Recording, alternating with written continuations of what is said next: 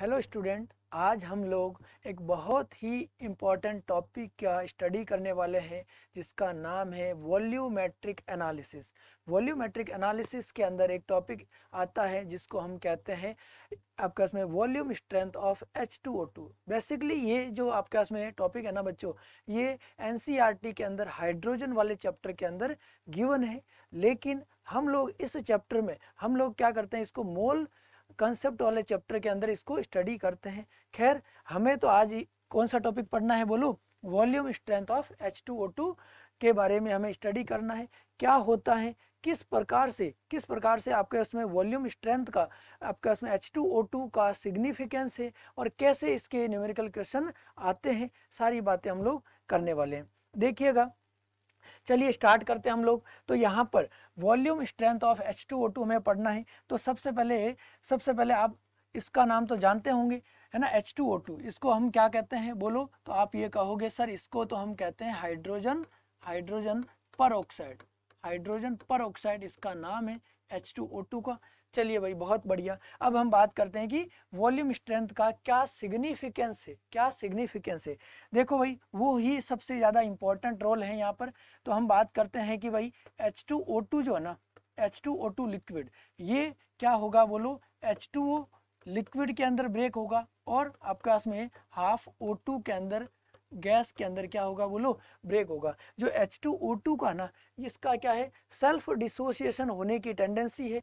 तो ये H2O2 ये H2O में और O2 के अंदर ब्रेक होता है। मैंने इसको बैलेंसिंग के साथ में लिखा है। 1 मोल H2O2 कन्वर्ट होके 1 मोल H2O लिक्विड में कन्वर्ट हो रहा है और हाफ मोल गैस के अंदर क्या हो रहा है बोलो, O2 के अंदर कन्वर्ट हो रहा है। तो अब बच्चों यहाँ पर क्या हो रहा है, हम यहाँ पर बात करते हैं कि अगर यहाँ पर मैं इसकी मोलरिटी 1 मोलर लेता हूँ, कितनी लेता हूँ बोलो, 1 मोलर लेता हूँ। अब 1 मोलर मोलरिटी का मतलब क्या होता है, तो आप लोग इसको बहुत अच्छे से जानते होंगे क्या है। तो मुझे बताइए कि आपके पास में एक मोल H2O2 का ये प्रेजेंट किस में है बोलो, 1 लीटर सोल्यूशन के अंदर।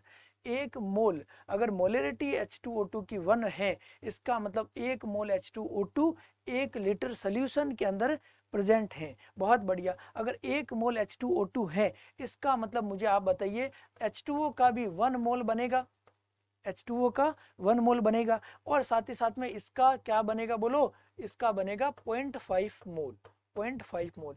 इतनी बात तो बेसिक हम मोल कंसेप्ट से जानते हैं। सर, वॉल्यूम स्ट्रेंथ का क्या मतलब है, ये आपको सबसे इंपॉर्टेंट रोल है कि सर वॉल्यूम स्ट्रेंथ का यहाँ पर क्या मतलब है। ध्यान से सुनिएगा, वॉल्यूम स्ट्रेंथ, तो वॉल्यूम स्ट्रेंथ का मतलब हमें यहाँ पर सीखना है volume strength of H2O2।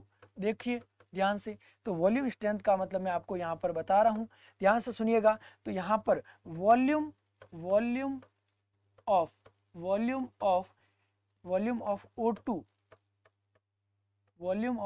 O2 present at STP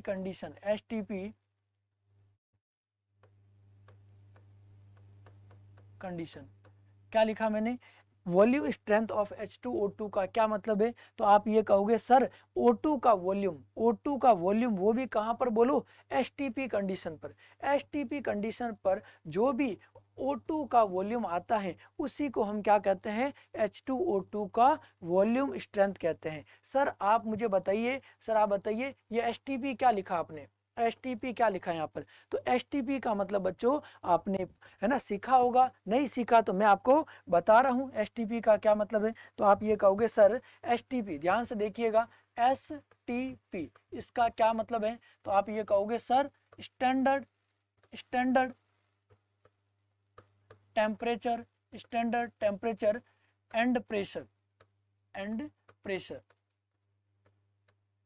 ध्यान से देखना, अब यहाँ पर मैंने लिखा है STP का मतलब स्टैंडर्ड टेम्परेचर एंड प्रेशर। इसका क्या मतलब है, तो यहाँ पर हम स्टैंडर्ड टेम्परेचर का मतलब हम लेते हैं बच्चों, टेम्परेचर कितना होना चाहिए। तो आप ये कहोगे सर होना चाहिए 273 केल्विन, या फिर इसको हम बोल सकते हैं 0 डिग्री सेल्सियस। बहुत बढ़िया।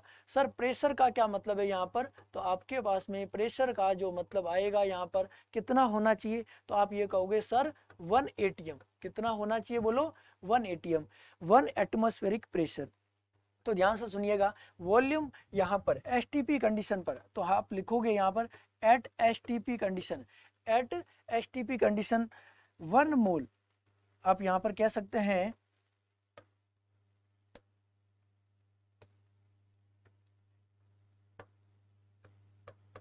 1 मोल गैस, 1 मोल गैस का जो वॉल्यूम एट एसटीपी कंडीशन पर 1 मोल गैस का जो वॉल्यूम आएगा, वॉल्यूम कितना आएगा बोलो? तो आपको याद होगा 22.4 लीटर। एट एसटीपी कंडीशन पर 1 मोल गैस का जो वॉल्यूम कितना आता है? 22.4 लीटर आता है। इतनी बात अगर आपको पता है तो अब मैं आपको वापस से आपको वॉल्यूम स्ट्रेंथ की बात आपको रिकॉल करवाता हूँ। ध्यान से देखिएगा, ध्यान से देखो। तो यहाँ पर क्या था अपने पास में? H2O2 जो ब्रेक हुआ था वो किस में हुआ था बोलो? तो आप ये कहोगे H2O लिक्विड में और हाफ O2 के अंदर, हाफ O2 गैस के अंदर। इतनी बात सही है। तो अगर इसकी मोलरिटी, अगर मोलरिटी 1 है, इसका मतलब क्या है? 1 मोल 1 लीटर के अंदर है, यही मतलब होता है। बहुत बढ़िया। तो इसका मतलब मैं कहूँगा 1 मोल है, 1 मोल आपका इसमें है, 1 मोल है, 1 mole present in 1 litre, in 1 litre. ठीक है। अगर इसका 1 मोल है तो बच्चों क्या इसका 0.5 मोल बनेगा? क्या इसका 0.5 मोल बनेगा?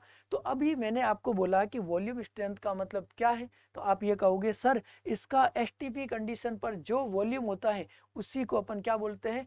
वॉल्यूम स्ट्रेंथ बोलते हैं। तो मुझे एक बात बताइए, यहाँ पर अगर 1 मोल होता, 1 मोल आपके पास में O2 होता और एसटीपी कंडीशन ही ले रहे हैं, उसका वॉल्यूम कितना है? 22.4। लेकिन अभी हमारे पास में 0.5 मोल है। तो क्या मैं ये कह सकता हूँ कि क्या 22.4 आपका इसमें 22.2, सॉरी मैंने क्या बोल रहा हूँ 11.2, अगर 22.4 तो 1 मोल का है, तो यहाँ पर 0.5 मोल का क्या होगा?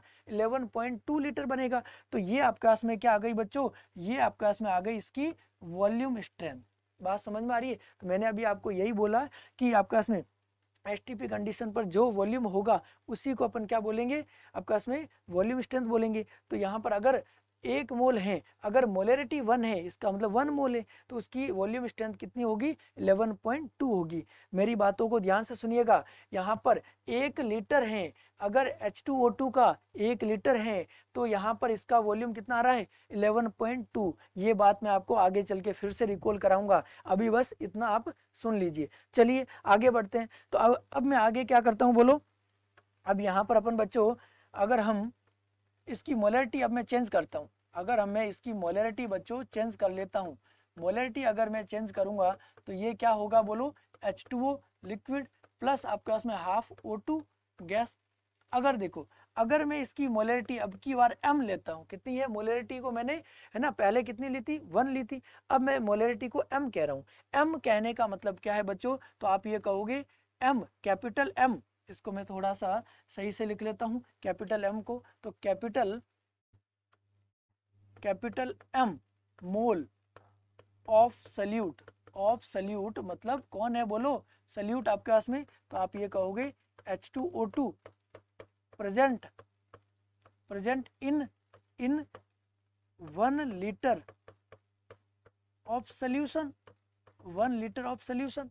बिल्कुल सही बात है। अगर कैपिटल M मोल इसके हैं तो बच्चों इसका बताओ कितने मोल बनेंगे? क्या इसके m/2 मोल बनेंगे? इसके कितने मोल बनेंगे? m/2। तो अब मैं अगर वॉल्यूम स्ट्रेंथ की बात करूं, अगर मैं इसके वॉल्यूम स्ट्रेंथ की बात करूं तो वॉल्यूम स्ट्रेंथ मुझे बताइए बच्चों, इसका जो भी वॉल्यूम होगा एसटीपी पर उसी को क्या बोलेंगे? वॉल्यूम स्ट्रेंथ बोलेंगे।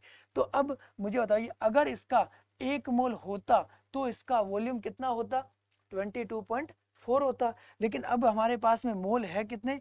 m/2। तो आप ये कहोगे सर 22.4 को आप किससे मल्टीप्लाई करो? m/2 से करो। तो यहाँ पर वॉल्यूम स्ट्रेंथ कितनी आ रही है बोलो? 11.2 इंटू क्या होगा बोलो? यहाँ पर m हो जाएगा। तो ये बेसिकली आपके वॉल्यूम स्ट्रेंथ का फॉर्मूला निकल कर आया। अगर आपको अगर H2O2 की मोलरिटी अगर आपको पता है ना, तो आप वॉल्यूम स्ट्रेंथ का कैसे निकालोगे, है ना, तो आप कहोगे सर 11.2 इंटू मोलरिटी। बात समझ में आ रही है? तो आपको बेसिकली ये वाला फॉर्मूला अभी फिलहाल आपको याद कर लेना है। अभी फिलहाल क्या करना है बच्चों, ये वाला फॉर्मूला आपको याद रखना है कि डायरेक्ट अगर मोलरिटी पता है 11.2 से मल्टीप्लाई करो और वॉल्यूम स्ट्रेंथ निकालो। बात समझ में आ रही है?